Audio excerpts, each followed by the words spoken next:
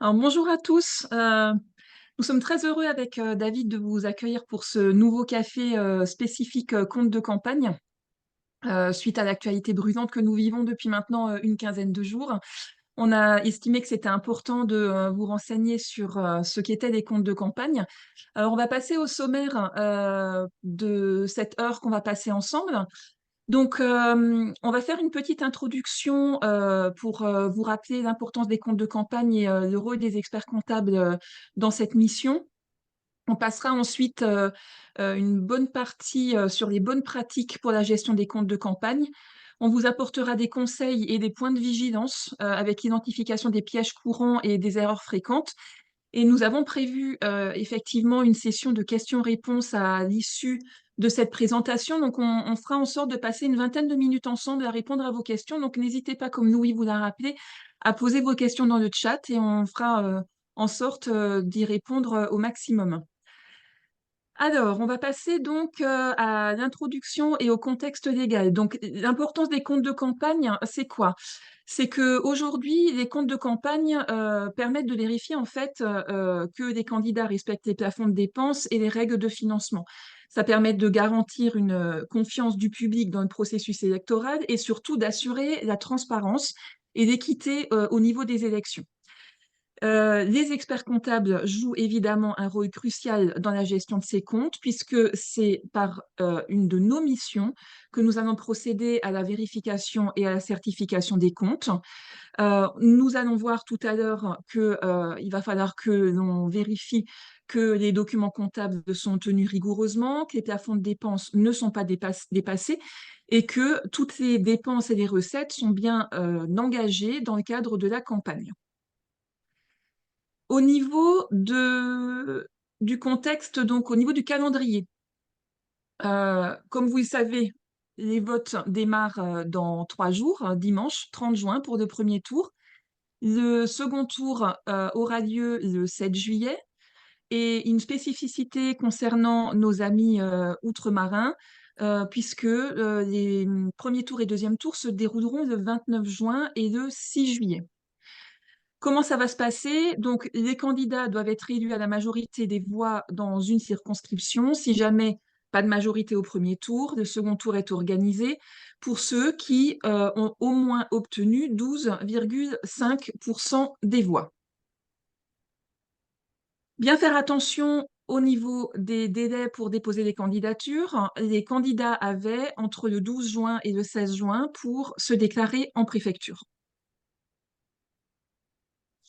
Maintenant qu'on a vu le calendrier au niveau électoral et dépôt des candidatures, on va évoquer tout ce qui concerne le compte de campagne proprement dit. Alors, la période commence le 10 juin 2024. Qu'est-ce que ça veut dire? Ça veut dire que à partir du 10 juin 2024, les candidats peuvent commencer à avoir des recettes. Et cette période va se dérouler jusqu'au 6 septembre. Cette période du 10 juin au 6 septembre doit inclure les dépenses des candidats. Concernant les députés qui sont élus par les Français établis hors de France, il y a un léger décalage pour les délais, puisque ce sera le 11 ou le 18 octobre. Le compte de campagne doit être déposé avec une date butoir, et cette date a été déterminée cette année au 6 septembre 2024 à 18 heures, et c'est important, hein, les 18 heures, David, hein. Tu as déjà eu le cas où il y avait eu des dépôts en retard, donc là, il faut faire attention, c'est bien 18 heures, ou alors ce sera pour les Français établis hors de France du 11 ou 18 octobre. Si on ne respecte pas ces dates, l'intégralité des dépenses sera rejetée. Et pour rappel au niveau des règles, puisqu'on a été dans une situation où l'Assemblée nationale a été dissoute très rapidement, donc les candidats ont dû se mettre en ordre de marche tout aussi rapidement. Il y a des règles à respecter concernant les prestations achetées avant le début de la période de financement, mais utilisées durant cette période. Si on démontre que les dépenses sont bien utilisées pendant le calendrier qu'on vous a cité juste avant, les dépenses pourront rentrer dans le cadre du compte de campagne. Il y a une mesure d'urgence qu'il faut que vous notiez. Si le compte n'est pas ouvert le mandataire ou le candidat va pouvoir régler les dépenses avec son compte personnel et pourra ensuite les rebasculer sur le compte spécifique au compte de campagne. Précision importante dans le cadre du conseil, n'hésitez pas à mentionner dans votre lettre de mission qui dépose le compte de campagne. Parce que la date, c'est le 6 septembre, donc à 18 heures. Ça peut être le candidat qui l'envoie lui-même, mais ça peut être aussi l'expert comptable. Précisez-le bien dans la lettre de mission afin d'éviter tout problème sur ce point-là. Oui, c'est ce que tu me racontais, David, hein. Tu as été confronté à ça, où finalement c'était les candidats qui devaient le déposer. Ils croyaient que c'était l'expert comptable qui le déposait. Et l'expert comptable avait au moins mis dans sa lettre de mission que c'était au candidat de le faire. Et il a pu échapper aux difficultés liées au rejet de ses comptes de campagne. Totalement, c'est une de nos C'était consoeurs en ça. Bretagne. C'était ça. Au niveau de l'expert comptable, donc le compte de campagne, il est obligatoirement présenté par un membre de l'ordre. Il n'y a pas de particularité ou de particularisme à respecter pour pouvoir être désigné, mais ce qu'on vous conseille, c'est de vous y prendre dès maintenant parce que le compte de campagne nécessite quand même une vérification qui peut être lourde, hein, en fonction du candidat. Et donc, si vous attendez les derniers moments pour pouvoir commencer à vérifier les dépenses, ça risque d'être un petit peu compliqué pour mener votre mission dans de bonnes conditions. Obligation de nommer un membre de l'ordre. Si jamais le compte de campagne est établi par quelqu'un qui n'est pas expert comptable, le compte sera rejeté. Donc, c'est aussi extrêmement important d'attirer l'attention des candidats sur ce point. On vous a mis un certain nombre d'incompatibilités qui sont relativement logiques, mais qui méritent d'être rappelées. On ne peut pas être mandataire financier en tant qu'expert comptable, on ne peut pas être membre de l'association de financement, on ne peut pas non plus être candidat ou suppléant. En gros, vous ne pouvez pas faire votre propre compte de campagne. Et la mission de l'expert comptable va consister en quoi? Elle va consister donc à vérifier et à certifier les comptes. On vous a mis comme rappel le schéma général du cadre de référence au niveau des missions pour vous rappeler que la présentation des comptes de campagne est une mission qui est sans assurance. C'est une mission où on s'engage, et là où c'est extrêmement important, c'est on s'engage en tant que personne physique. Ça n'est pas le cabinet qui s'engage dans le cadre du compte de campagne. Donc il faut que vous soyez aussi vigilant sur ce point. S'il y a un problème, c'est pas le cabinet qui va avoir sa responsabilité engagée, c'est nous en tant que personne physique. Donc c'était important qu'on le rappelle également. Une diapositive sur le mandataire. Donc, au niveau du mandataire, celui-ci est obligatoire parce que c'est lui qui va être signataire au niveau du compte bancaire et il y a un seul mandataire qui est possible. Si jamais il y a un refus au niveau de l'ouverture de compte, le candidat et le mandataire ont possibilité de demander au médiateur du crédit de faire le nécessaire. Qui peut être mandataire? Donc, le mandataire peut être une personne physique ou une association du financement électoral. Son rôle, c'est de gérer les recettes et les dépenses de la campagne, de délivrer les reçus, si jamais il y a des dons qui sont réceptionnés, et tenir la main courante journalière. Il faut faire attention au niveau des incompatibilités, euh, puisqu'il ne peut pas être commun à plusieurs candidats, le candidat lui-même ou l'expert comptable présentant un compte. Si jamais il n'y a pas de mandataire qui a été désigné, c'est toute la candidature qui va être irrecevable. Donc soyez bien vigilants aussi. Normalement, les candidats connaissent, hein, ces obligations-là, mais je pense que c'est important aussi que nous, on en soit conscients pour pouvoir jouer notre rôle de conseil si on se rend compte que le candidat est un peu léger sur certains points. Si jamais, j'avais juste, David, encore une précision par rapport au mandataire. Si jamais le mandataire arrête en cours de route, hein, c'est une situation qui peut se présenter aussi, il est possible d'en renommer un, mais là où vous devrez être vigilant, c'est qu'il va falloir fermer le compte, puisque le mandataire est signataire du compte bancaire, il faudra fermer le compte et en rouvrir un. C'est des situations qui peuvent se présenter, donc soyez vigilants aussi sur ce point. David, je te passe la parole pour la partie pratique. Merci beaucoup, Eliane, pour tous ces éléments qui nous permettent effectivement d'introduire la partie pratique. Alors, pour la partie pratique, je vous propose que on va aller un petit peu vite sur la partie dépenses et sur la partie recettes pour que vous puissiez poser vos questions et qu'on fasse une durée de présentation de 40 minutes et qu'on ait 20 minutes de questions-réponses. Alors là, vous pouvez voir à l'écran qu'on a la première page du compte de campagne, puisque le compte de campagne que vous allez signer fait 4 pages. Et là, vous avez donc la première page. Donc la première page, on va dire que c'est presque la plus facile à remplir, puisque vous avez l'identification du candidat, la circonscription, le pourcentage de voix qu'il a obtenu premier tour, deuxième tour, et vous allez avoir la synthèse du compte que vous allez reporter des éléments que vous avez en page 2 et page 3. Là, vous avez la quatrième page, donc j'ai conservé les 2 pages qui sont les dépenses et les recettes qu'on verra après. Donc là, vous avez la quatrième page avec tous les éléments concernant l'identification du mandataire et vous avez les éléments concernant l'expert comptable. Donc comme a dit Eliane, c'est bien l'expert comptable personne physique qui s'engage sur le compte et qui engage sa responsabilité. Et vous avez bien sûr la partie identification du compte en banque ainsi que le RIB que vous devez joindre dans les enveloppes dans lesquelles vous envoyez ensuite votre compte de campagne. Alors, les bonnes pratiques pour la gestion du compte de campagne. Donc, pour une gestion entre guillemets efficace des comptes de campagne, donc il est crucial de mettre en place une procédure et des méthodes. Alors, puisque le mandataire, lui, va devoir tenir une main courante journalière des ensembles des opérations qu'il va faire. Alors moi, ce que je vous propose en pratique, en tout cas ce que je fais moi, c'est que moi, je fais un petit chat WhatsApp avec le candidat et le mandataire, sur lequel, dès l'entrée en action du compte de la période, le, le mandataire, donc n'hésite pas à me mettre les factures, prises de factures en photo. Tous les soirs, je fais un petit compte-rendu sur les différents groupes pour vérifier que les factures sont bien en bonne et due forme afin qu'il n'y ait pas de souci. C'est sûr que si vous acceptez un compte de campagne fin août et que l'ensemble des factures ont déjà été traitées et ont déjà été payées et que les factures, certaines sont fausses et autres, je vous rappelle que même si on n'a pas l'obligation d'attester les factures, on a quand même un devoir de conseil au niveau du candidat dans l'ensemble des factures qui peuvent être émises dans le compte de campagne. Idem hein, pour que ça soit pour les recettes et les dépenses, je vous conseille effectivement de faire tout ça en amont afin d'éviter de subir le compte de campagne et qu'il y ait des erreurs qui aient été commises.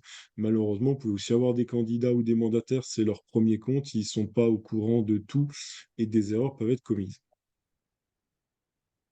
Point très important, j'en parlais encore tout à l'heure au téléphone avec notre ami Jean-Yves, les dépenses de la campagne officielle, c'est-à-dire les R39, tout ce qui concerne bulletin de vote, affiches, profession de foi.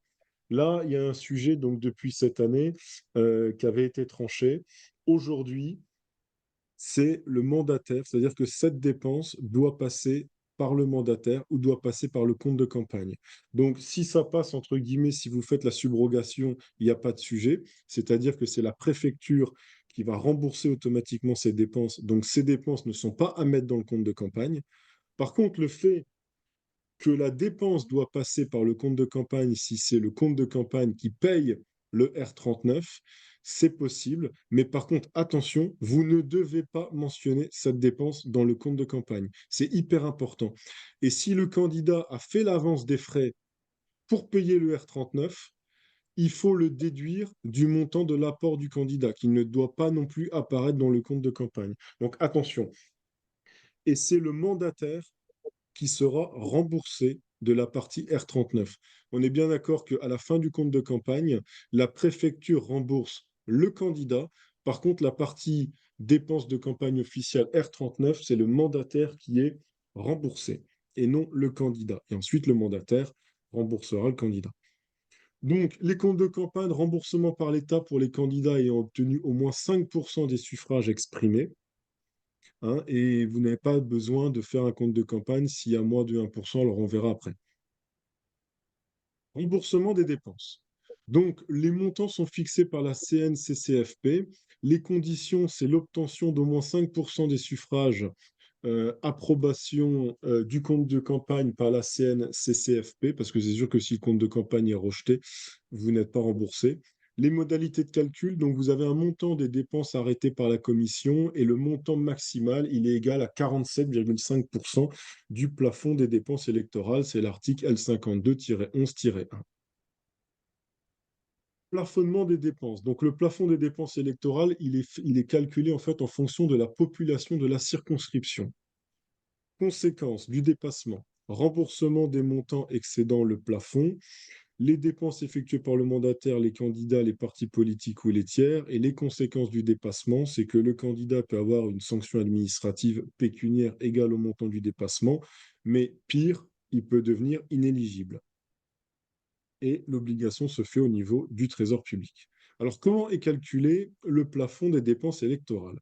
Vous avez tout simplement donc un Excel qu'on vous fournira donc après cette formation. Euh, donc la règle, elle est très simple. Le plafond des dépenses pour les élections des députés, il est de 38 000 euros par candidat et il est majoré de 0,15 euros par habitant de la circonscription.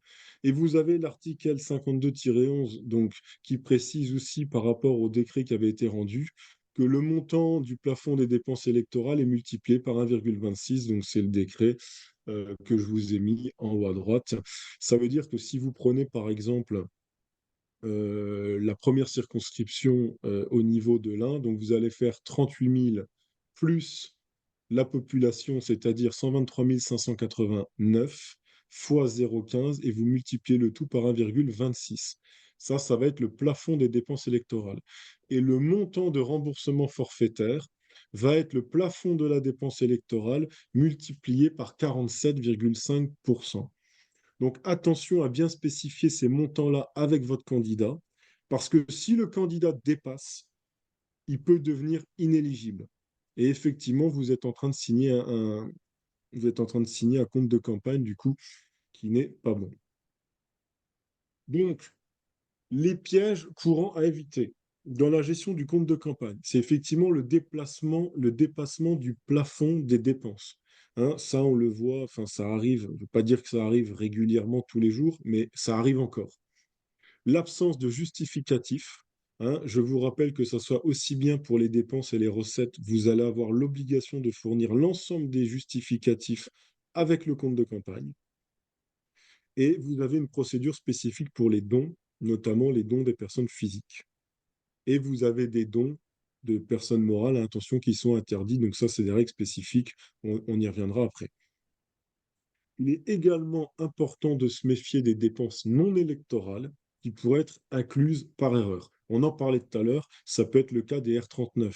Vous faites l'erreur de mettre les R39, c'est une dépense entre guillemets non électorale qui n'a rien à faire dans le compte de campagne. Donc pour éviter les erreurs fréquentes, c'est pour ça qu'il faut absolument anticiper. Anticiper avec le candidat et le mandataire.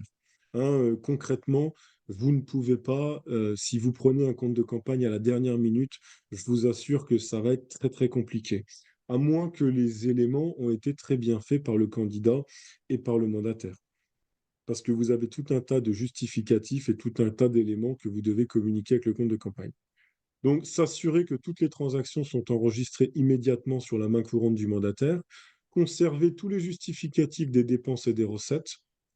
Vous n'avez pas besoin de fournir les originaux, hein, c'est-à-dire qu'une copie d'un PDF peut être admise, sachant qu'attention, les comptes de campagne sont fournis papier. On n'est encore pas à l'heure de la dématérialisation sur les comptes de campagne. Donc, je vous ai mis aussi donc effectuer des réconciliations bancaires régulières pour vérifier que le solde du compte correspond aux enregistrements comptables, vérifier que toutes les dépenses sont bien électorales et conformes aux règles, voilà, et informer régulièrement donc le personnel de campagne sur les règles de financement électoral. Donc voilà pour les points qui sont les plus importants. Au niveau des recettes. Donc, vous avez les dons des personnes physiques. Le montant maximum est de 4 600 euros au total et 150 euros pour les dons en espèces. Vous ne pouvez pas dépasser plus de 150 euros pour un don en espèces. Je vous rappelle que vous avez un cahier de dons qui doit être rempli par le mandataire et que vous devez fournir ensuite avec le compte de campagne. Vous avez aussi donc l'interdiction des dons des personnes morales autres que les partis politiques. L'apport personnel du candidat, donc on en reviendra après, mais attention, si les fonds versés par le candidat proviennent du compte joint, le versement devra avoir effectué par le candidat et ce dernier devra être le signataire du chèque émis ou de l'ordre de virement. Attention, c'est un justificatif que vous devez fournir avec le compte de campagne. Au niveau des emprunts contactés par le candidat, là aussi, vous devez vérifier Vous avez un site qui est à votre disposition, hein, c'est Regafi. Vous ne pouvez pas, entre guillemets, avoir des emprunts d'un pays qui n'est pas mentionné sur ce fameux site. Donc attention pour les emprunts contractés par les candidats auprès de pays étrangers. Le total des dons en espèces ne peut excéder 20% du plafond des dépenses lorsque celui-ci est égal ou supérieur à 15 000 euros. Et au niveau des types de dépenses, je vous propose qu'on y revienne après. Alors, attention aussi à un point, quand vous allez finaliser votre compte de campagne, le compte de campagne doit toujours être à l'équilibre ou excédentaire. C'est un peu comme une caisse. Vous ne pouvez pas présenter un compte de campagne avec un déficit. C'est pas possible. Si vous présentez un compte de campagne avec un déficit, le compte de campagne sera rejeté. Alors, on va faire un petit point du coup maintenant sur la pratique, puisqu'on arrive à la page numéro 2 du compte de campagne. Vous pouvez voir sur la gauche que vous avez l'ensemble des comptes, un peu comme le plan comptable, hein, c'est un plan comptable spécifique au compte de campagne, et vous avez les montants à mettre en RA, RB, RC, RD. Le RA, par exemple, pour la première ligne sur les dons des personnes physiques, donc, est reporté dans le total du RD, et ensuite, ça vous donne votre total de recettes.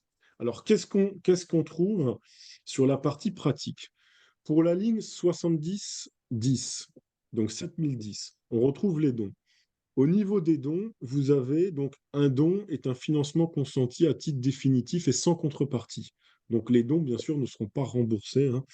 Il ne peut être versé que par des personnes physiques. Pour la collecte des dons, vous devez y mettre la date, vous devez mettre le mode d'organisation. Est-ce que vous avez eu ce don? Est-ce que c'était suite à une réunion? Est-ce que c'était suite à des présentations, etc. Le montant des sommes recueillies. Et attention, je l'ai dit tout à l'heure, vous avez une limite par personne physique qui est le don doit être inférieur ou égal à 4 600 euros.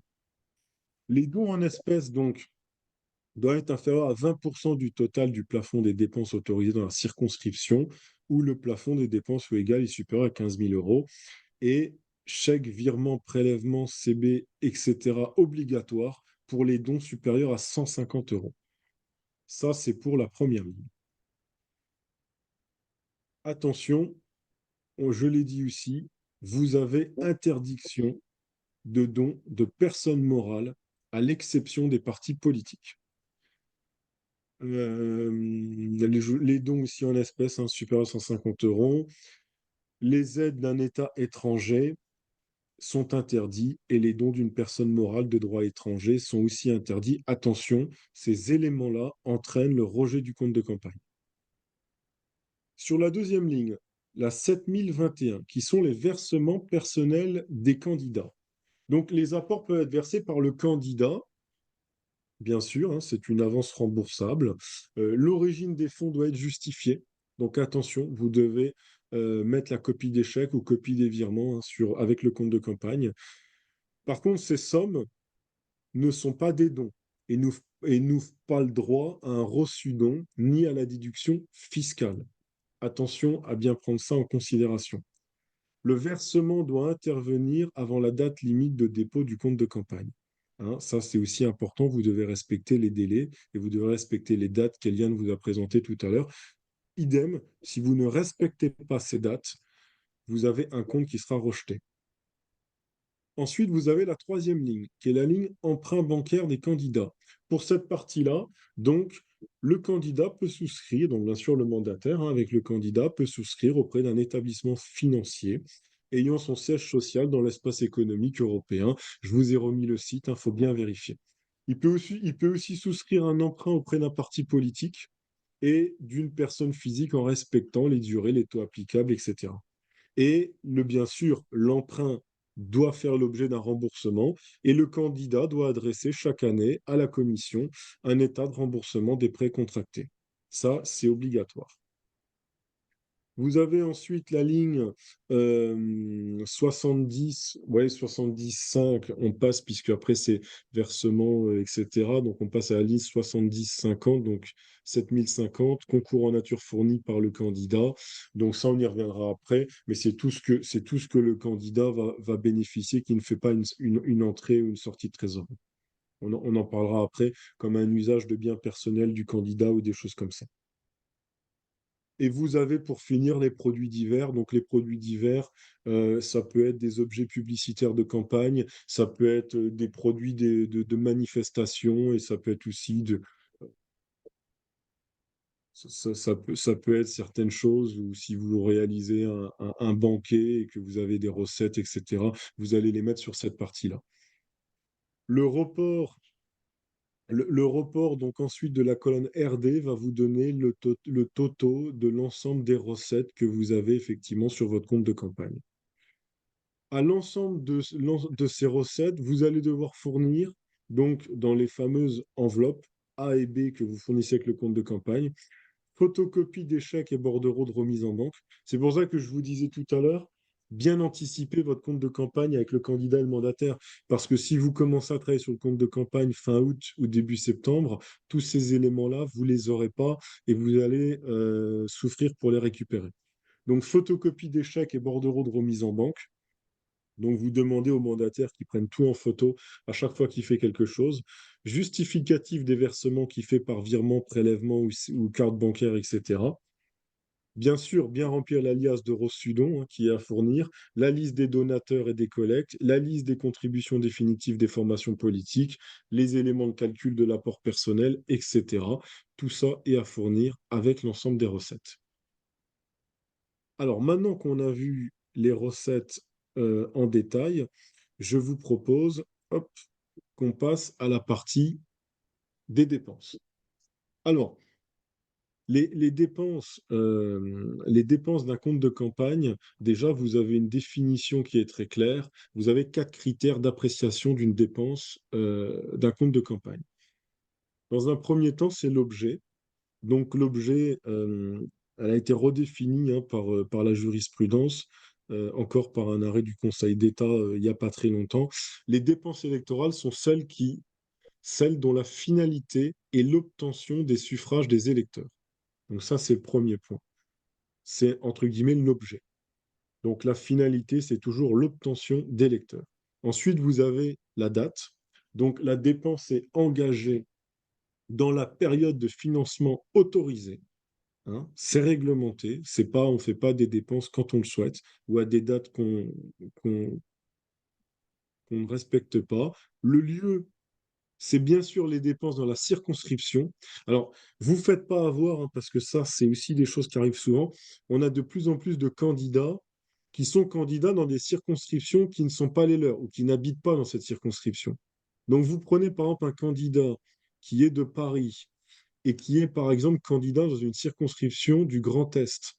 Quand vous allez faire ces frais kilométriques, vous allez commencer à calculer ses frais à partir du moment qu'il rentre dans la circonscription et non pas son lieu de départ ou d'habitation, je ne sais pas, de Paris pour la circonscription dans laquelle il va faire sa candidature.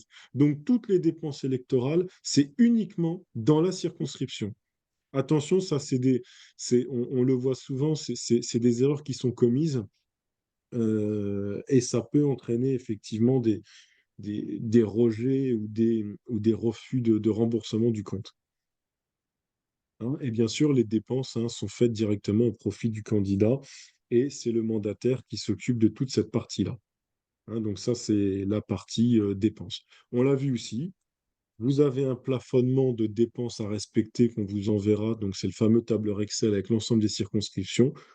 Ou alors vous faites le calcul à la main, mais je vous conseille d'utiliser le tableau, il est très bien fait.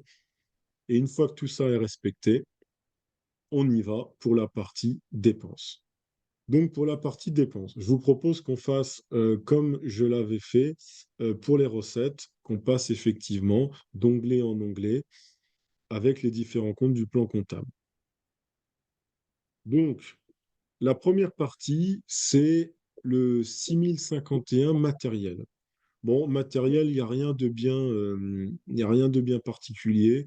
C'est l'ensemble du matériel qui est utilisé pour la campagne. Alors là, pareil, point d'attention important. Prenons l'exemple d'un candidat qui achète une imprimante. Vous ne pourrez pas déduire, vous ne pourrez pas déduire la totalité de l'imprimante. C'est-à-dire que vous allez pouvoir déduire uniquement la méthode de calcul de l'amortissement qui correspond à un barème qui est précisé par la commission. Alors, exemple, un ordinateur ou une imprimante, ça va être amortissable sur 3 ans. Donc, si la campagne, entre guillemets, dure un mois, vous ne pourrez déduire uniquement l'utilisation des un mois. Si vous mettez la totalité de la dépense, cette dépense-là sera rejetée. Donc, point important, pensez à vérifier les amortissements. Et les amortissements ne sont pas les mêmes que les amortissements qu'on a l'habitude de voir en comptabilité. Exemple, un téléphone portable, d'un point de vue des comptes de campagne, c'est amortissable sur un an, qui n'est pas le même amortissement qu'on peut voir quand on fait la comptabilité de nos clients. Vous avez ensuite le deuxième, c'est les achats fournitures de marchandises. Donc là, c'est tout ce qui est petites fournitures, articles de bureau, petits matériels. Alors bien sûr, hein, qui concerne effectivement la campagne. Vous pouvez aussi mettre dans cette partie-là tout ce qui est vitrophanie, affichage, etc. Alors attention, pour des candidats qui sont déjà élus, vous avez l'interdiction des vitrophanies et affichages à caractère de propagande sur, sur leur domicile. Ça, c'est sanctionné par le code électoral, enfin, que ce soit sur leur domicile ou que ce soit sur leur permanence.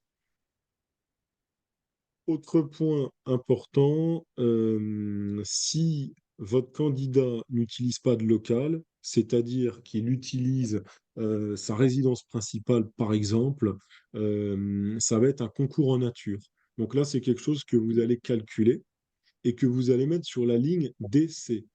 Donc, vous n'aurez pas une sortie de trésorerie, mais ça sera un concours en nature qui effectivement fera l'objet d'un plafonnement de dépenses. Alors, faites très attention, c'est-à-dire que si vous avez un candidat, que le montant maximum des dépenses est 30 000 euros, que vous avez le compte de campagne qui est à 30 000 euros et que vous avez oublié certains éléments et que de l'autre côté, il est révoqué parce qu'il a oublié de mettre le concours en nature qui peut être effectivement son local, son téléphone portable privé ou autre, vous vous retrouvez avec une dépense supérieure au plafond et le compte de campagne est rejeté. Donc attention aussi à ces concours en nature. Bon, entre nous, pour cette partie-là des législatives, vu la rapidité et la vitesse, je ne suis pas sûr qu'on ait beaucoup de comptes de campagne qui arrivent au plafond, qu'on ait beaucoup de candidats et autres qui aient eu le temps de dépenser et de mettre tout ça en pratique. Mais faites attention à cet aspect-là, hein. Ensuite, vous avez bon, location mise à disposition, donc immobilière, c'est ce que j'étais en train de vous dire. Et bien sûr, le candidat peut louer location de salle, location de permanence, etc. Ça, aucun problème. Personnel salarié recruté. Donc pour la ligne 64. Bien sûr, le candidat peut recruter des salariés, peut même recruter. Alors attention, il y a un point aussi important. S'il recrute, s'il embauche des salariés donc en CDD, vous devez mettre les cotisations sociales et patronales, hein, et le salaire dans cette rubrique-là. Et attention aussi, il peut embaucher donc quelqu'un qui travaillait pour lui précédemment, mais attention, s'il était dans le cas de son mandat, il faut qu'il soit en congé payé. C'est-à-dire, il ne peut pas être payé par l'État s'il était dans le cadre de sa fonction, plus être salarié dans le cadre du compte de campagne. Donc, il faut qu'il soit en congé payé. Sinon, pareil, vous vous retrouvez en inéligibilité. Ce qu'on peut voir pour certains, ça peut être aussi des agents de sécurité qui sont mis à disposition. Donc ça, c'est des frais qui sont aussi déductibles, hein, sur la partie personnelle, personnel intérimaire ou personnel mis à disposition. Vous allez ensuite avoir la ligne donc honoraires et conseils en communication. Donc pour tout ce qui est honoraires et conseils, donc c'est tous les honoraires entre guillemets qui vont concerner ce que le candidat a mis en place d'un point de vue de sa communication, d'un point de vue des éléments ou de la création de vidéos, de choses comme ça. Pour la partie donc honoraires et etc., attention, hein, les frais de justice pour des dépenses électorales ne doivent pas figurer au compte, hein, s'il y a des soucis ou autres, ou des choses comme l'huissier ou des choses comme ça sur des rejets, des impayés ou autres. Vous avez ensuite la ligne 6229. c'est nous, c'est les experts comptables. Donc les experts comptables, je vous rappelle que les honoraires sont libres. Vous n'avez pas d'honoraires définis par la commission. Euh, je vous rappelle que vos honoraires doivent être inscrits dans le compte de campagne. Et attention, c'est uniquement les honoraires qui concernent le compte de campagne. C'est-à-dire que si le candidat vous a demandé avant une mission particulière ou vous demande une mission d'accompagnement autre que le compte de campagne, vous ne pouvez pas mettre votre facture avec les honoraires de la mission de l'expert comptable pour le compte de campagne. Je vous précise que la commission, pardon, va vous demander votre lettre de mission. Donc, vous devez mettre dans les enveloppes également votre lettre de mission, ainsi que les éléments. Alors, pour, euh, pour les honoraires, même s'ils sont libres, alors ce qu'on voit régulièrement dans la pratique, vous avez des honoraires qui vont de 1 500 € à 3 000, 4 000 en fonction des comptes de campagne et en fonction effectivement de la nature des dépenses. Alors c'est sûr que si vous avez un candidat qui loue un véhicule et un autre qui vous met tous les dispositifs de carburant, que vous avez 200 factures de carburant à vérifier, c'est sûr que vous allez passer plus de temps, c'est pas le même coût. Hein. Donc, point d'attention à prendre en considération. Euh, Ensuite, vous avez donc 62-30, c'est les productions audiovisuelles, films, internet, etc. Alors, faites attention à cet aspect-là, parce que sur cet aspect-là, vous devez mettre uniquement ce qui rentre en compte dans la partie campagne. Alors, on le voit, il y a un problème, par exemple, enfin, il y a un problème. Il y a souvent un problème avec les réseaux sociaux. Hein, tout ce qui est réseaux sociaux, si le candidat paye pour des publicités, etc., tout ça, c'est interdit. Alors déjà, c'est interdit, le candidat peut se retrouver inéligible, mais vous n'avez pas à le mettre non plus dans le compte de campagne. C'est pour ça que je vous dis, il faut bien anticiper en amont avec le mandataire et le candidat, parce que des fois, le candidat ne sait pas, et il peut faire des erreurs, ou le mandataire peut faire des erreurs sous ces aspects-là. C'est exactement la même chose que vous prenez le site internet du candidat. Aujourd'hui, sur Internet, vous avez exclusion de la dépense si le site Internet existe déjà depuis plusieurs années et ne fait aucune référence à la campagne. Le candidat ne peut pas remettre dans le compte de campagne son site Internet. Par contre, si le site Internet est récent et qu'il a été spécifiquement créé pour l'élection, là, vous le mettez dans cette ligne du compte de campagne. Euh, Vous avez donc au niveau des... Pareil, vous avez un principe de neutralité sur le contenu. Exclusion de la dépense. Donc, si le contenu du site Internet, il véhicule que des messages politiques neutres à caractère purement informatif, sans propagande destinée à la campagne électorale, tout ça, c'est exclu et inclus dans la dépense si le site Internet véhicule des messages politiques spécifiques à l'élection. Et c'est là que vous avez une certaine barrière qui est très fine entre les candidats qui utilisent leur compte Facebook, Twitter, etc., enfin X maintenant, anciennement Twitter, parce que si sur Twitter, vous avez la petite pastille bleue, ça veut dire que le candidat, il utilise la publicité de Twitter, etc. Ça, c'est pas légal. Donc, il faut vérifier. Donc, enfin, il faut vérifier. Il faut qu'on fasse notre mission de conseil en expliquant tous ces éléments-là au mandataire et au candidat. Ensuite, c'est la commission qui effectivement, et c'est les contrôles qui sont effectués derrière.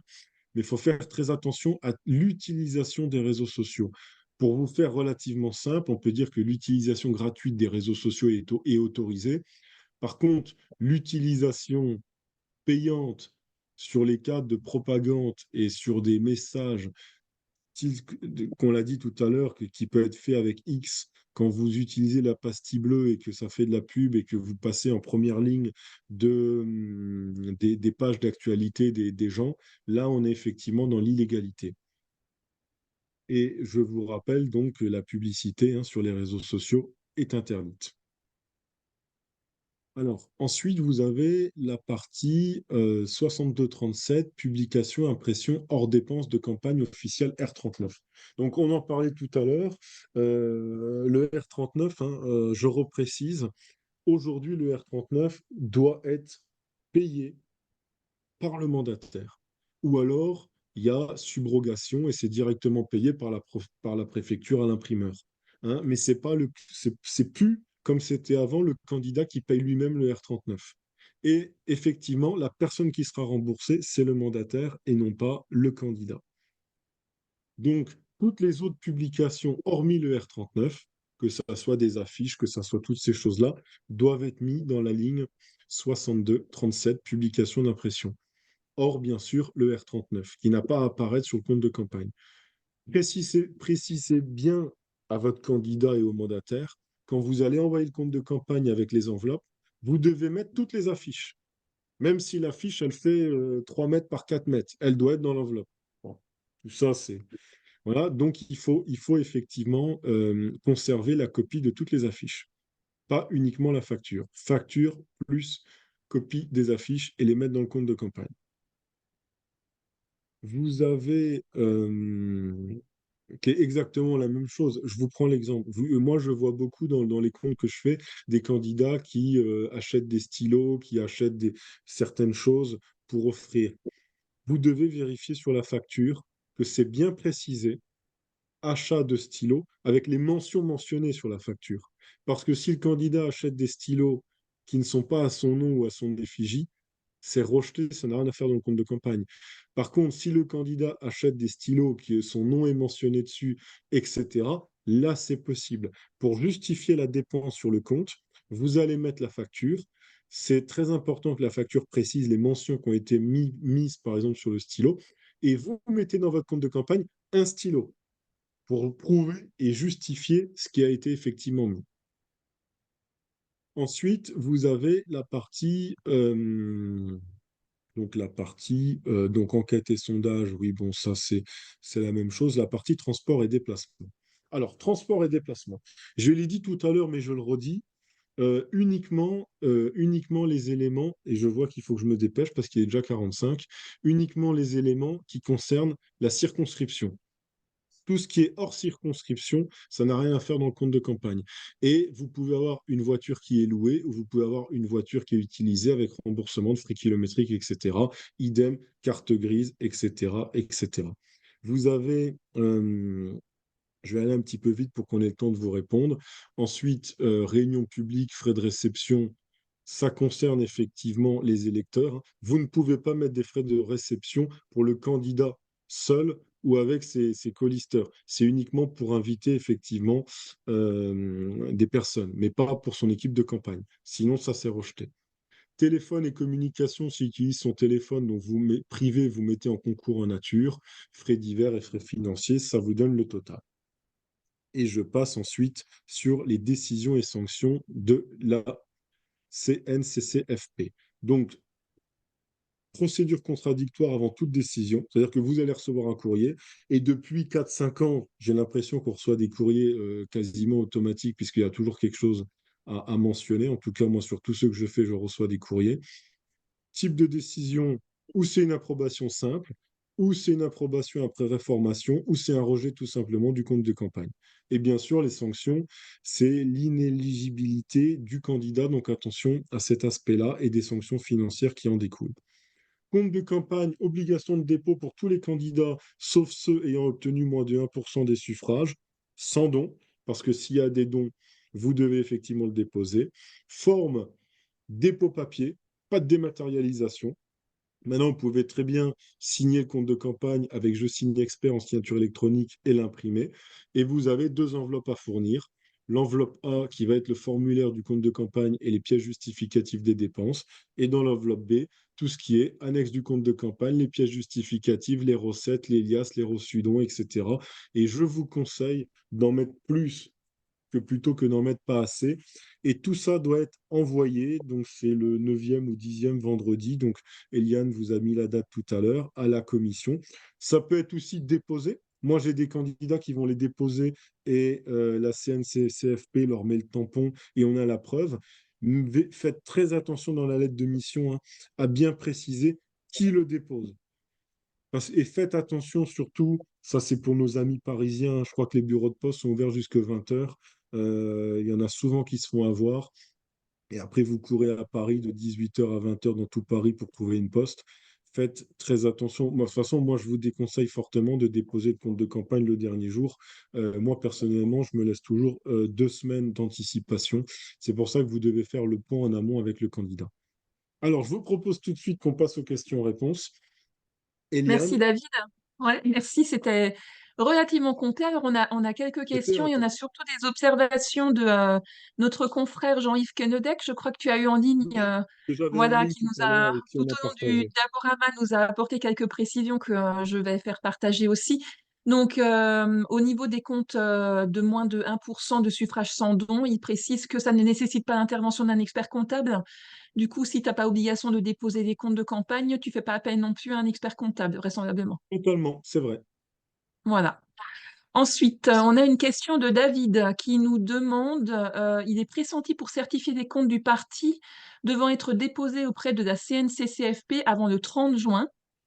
Euh, il nous demandait au départ si la période à contrôler était bien celle démarrant le 10 juin, mais tu avais répondu effectivement que ça démarrait au 10 juin.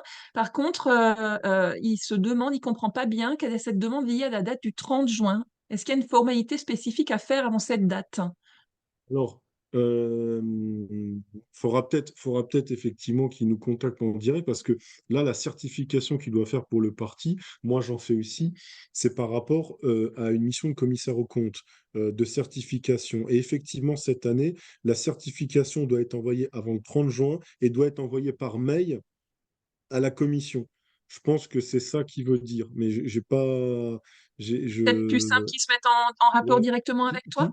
qui, qui me fasse un mail en direct parce que je crois que là, ça concerne la mission de commissaire aux comptes des partis politiques, effectivement, à déposer avant le 30 juin. Je ne crois pas que c'est une question qui concerne les comptes de campagne ou autre par rapport à ça. Ouais. Ok. Ensuite, Jean-Yves nous précise qu'il y a un point sensible sur les dépenses réglées par le candidat ou un tiers. À partir du moment où le mandataire est désigné, c'est à ce dernier de régler les dépenses, comme on l'a précisé, mais qu'il y a une tolérance qui est admise pour les menus dépenses, hein, qui peuvent être réglées par le candidat ou un tiers dans la limite qui est de 3% du plafond des dépenses autorisées ou 10% du montant des dépenses du compte de campagne. Et puis, on peut même rajouter que de toute façon, cette année, il va y avoir une certaine tolérance parce qu'on a aussi des candidats et des mandataires qui se sont retrouvés dans des situations compliquées pour ouvrir un compte en banque. Et qu'entre guillemets, même si vous voulez ouvrir un compte en banque le jour de la possibilité de l'ouverture, la banque vous dit, je ne peux pas vous fournir de chéquier, je ne peux pas vous fournir de carte, etc.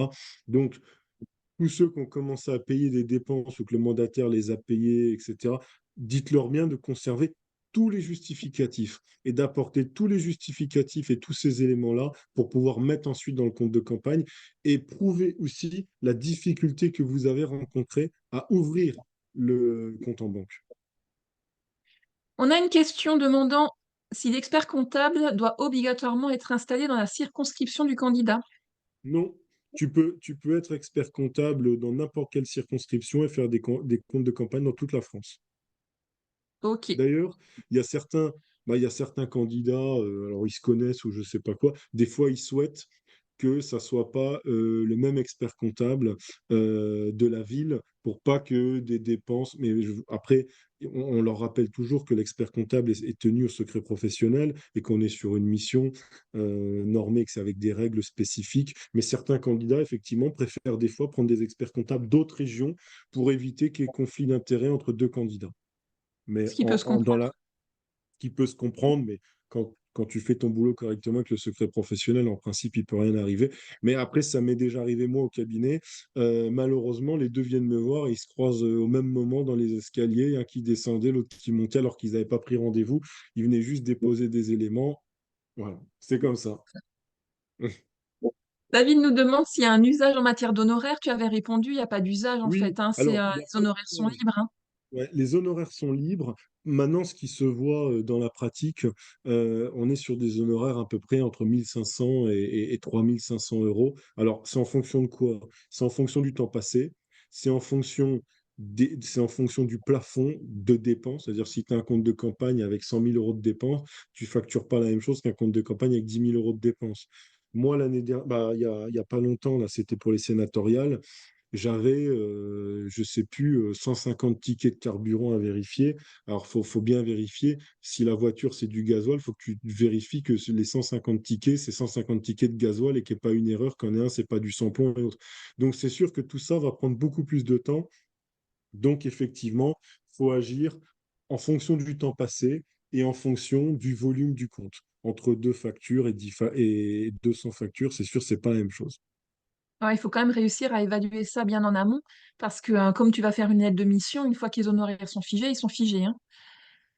Ensuite, autre question, est-ce que le compte de campagne peut être rejeté si une dépense dépasse la durée qui est prévue au calendrier? Ah oui, totalement. Totalement. Si tu dépasses si tu, de toute façon, si tu n'es pas dans les dates, le compte de campagne peut faire l'objet d'une révocation. Alors, tu as la date Jean-Yves, de début, tu as pardon. la date de fin. Oui, Non, non, vas-y, vas-y. tu as la date de début, tu as la date de fin à respecter. Euh, et attention aussi, c'est vrai que j'ai pas précisé tout à l'heure, j'ai été un peu vite. Par exemple, vous ne pouvez pas avoir des dépenses le jour le jour de l'élection, c'est-à-dire le dimanche, les gens sont en train, etc. Là, si vous avez une facture qui est datée à cette date-là, etc., elle n'a rien à faire dans le compte de campagne aussi. Donc vous avez des Ouais, donc faut règles éviter le 30 juin et le 7 juillet, quoi. totalement. Et même la veille. Enfin, il y a des règles très spécifiques sur ces aspects-là et sur l'aspect des dates. Jean-Yves nous précise que pour les stylos, il faut qu'ils soient siglés, je crois que tu l'as dit tout à l'heure, Oui, hein, ça a pour que été ce dit. soit pris en compte. Il nous confirme aussi par rapport à la question de David sur l'histoire du 30 juin que c'est une mission CAC, que le dépôt Ouais, donc c'est maximum est le bien ce 1er que juillet.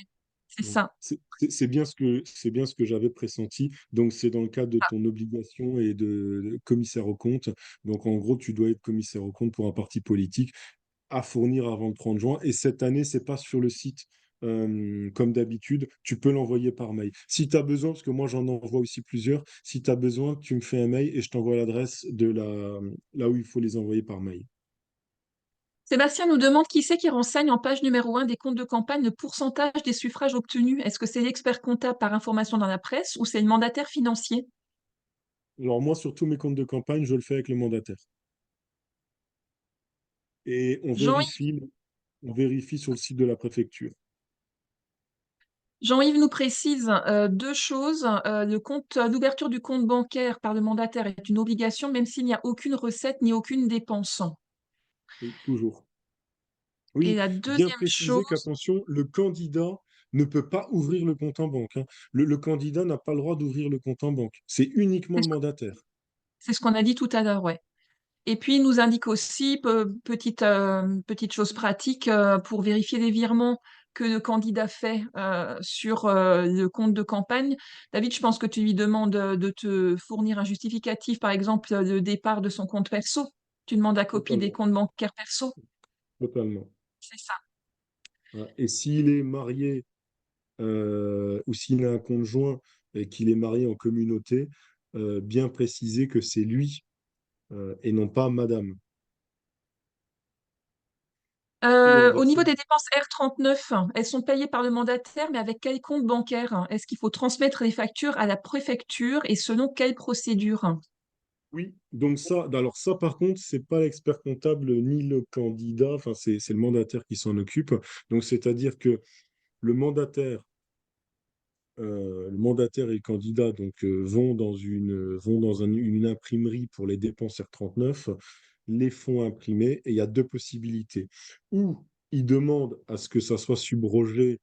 En contrepartie, l'imprimeur peut dire laissez-moi une caution de votre part et il imprime et ensuite il sera payé directement par la préfecture, c'est si c'est subrogé. Si par contre c'est pas subrogé, c'est le mandataire qui paye avec le compte de campagne et ça sera remboursé sur le compte de campagne. Par contre, comme on l'a précisé tout à l'heure, il ne faut absolument pas que ces éléments-là soient mis dans le compte de campagne. Ensuite, Joumois nous dit qu'on n'a pas évoqué la clôture du compte de campagne. Est-ce qu'il y a une particularité à ce sujet? Oui, il y a une particularité. Alors, enfin, il y a une particularité, c'est vrai. Donc, tout simplement, aussitôt que les dépenses sont terminées et aussitôt que le candidat n'a plus de recettes, n'a plus de dépenses, je vous conseille de fermer le compte de campagne le plus rapidement possible, puisque sinon, vous allez continuer à avoir des frais bancaires et autres qui ne vont plus passer ensuite dans le compte de campagne. C'est le candidat qui va payer de sa poche, entre guillemets. Vous allez vous retrouver en découvert ou autre. Alors, attention. Si par contre le mandataire doit attendre le remboursement de la préfecture pour les R39, il va avoir l'obligation de laisser le compte ouvert. Hein, donc attention à cet aspect-là. Mais aussitôt que tout est passé, fermez le compte le plus rapidement possible. D'ailleurs, quand on envoie le compte de campagne, il demande effectivement qu'on mentionne l'élément de fermeture du compte et comme quoi il n'y a plus de dépenses et de recettes qui passent dessus. Jean-Yves nous précise 6 mois après le dépôt du compte maximum. Oui. Et on a encore une question. Est-ce qu'on doit envoyer les factures de dépenses avec le compte de campagne dans l'enveloppe? Totalement. Donc finalement, tout doit être envoyé avec les Doit comptes de être campagne. envoyé tous les justificatifs. Et je vous conseille d'en mettre plus que... Pensez bien, exemple, sur la location d'une voiture, par exemple, vous mettez le contrat de location. Vous mettez le contrat de location, vous mettez la facture et vous ne faites pas avoir contrat de location de véhicule. Attention aux dates. Si vous faites un contrat de location de véhicule et que les dates vont après l'élection et autres, la dépense est pareil, inéligible et la dépense va être rejetée. Donc faites attention à tous ces aspects-là. Vérifiez pas que les factures, vérifiez les contrats qui sont souscrits, vérifiez les lettres de mission qui sont souscrites par le mandataire, vérifiez tous ces éléments-là. C'est pour ça que je vous conseille vraiment de faire tous ces éléments-là en amont. Parce que, en tout cas, moi personnellement, je considère que si j'ai le compte de campagne après l'élection, on le subit. Et si on le subit, ça va être compliqué de faire notre mission de conseil et de leur dire de bien faire les choses. Si tu as le contrat de location de véhicule qui a été signé en dehors des dates, bon, bah, ça va être très compliqué. Hein. Jouma nous pose une dernière question. La possibilité de faire passer les honoraires de l'expert comptable hors compte de campagne n'est plus possible. Point d'interrogation. Oui, non, tu peux pas. C'est-à-dire que les honoraires de l'expert comptable, c'est uniquement ceux qui concernent le compte de campagne. Aujourd'hui, même si la commission t'envoie des questions, des interrogations derrière, normalement, c'est même plus quelque chose qui rentre dans le compte de campagne, c'est tu dois facturer le candidat en direct. Écoute, David, on a tenu le timing, hein. On Allez, vous remercie pour votre 14h02. attention. T'as vu ça? On vous remercie pour votre attention. Alors, pour précision, on vous enverra le PowerPoint. On vous enverra un modèle de lettre de mission mandataire. Et comme David vous l'a dit tout à l'heure, le plafond des dépenses candidats et mandataires, circonscription France et DOM-TOM. On vous remercie pour votre participation, pour votre attention. Donc, comme Louis vous l'a dit en début d'entretien, la session a été enregistrée et sera donc disponible en visionnage sur la chaîne YouTube. N'hésitez pas à adhérer à ECF pour nous soutenir. Et David, on se dit à un prochain café. Avec grand plaisir, au prochain café. Merci à tous pour votre présence et ce petit Bon moment de après-midi. partage. À Bel bientôt. après-midi à tous. À bientôt.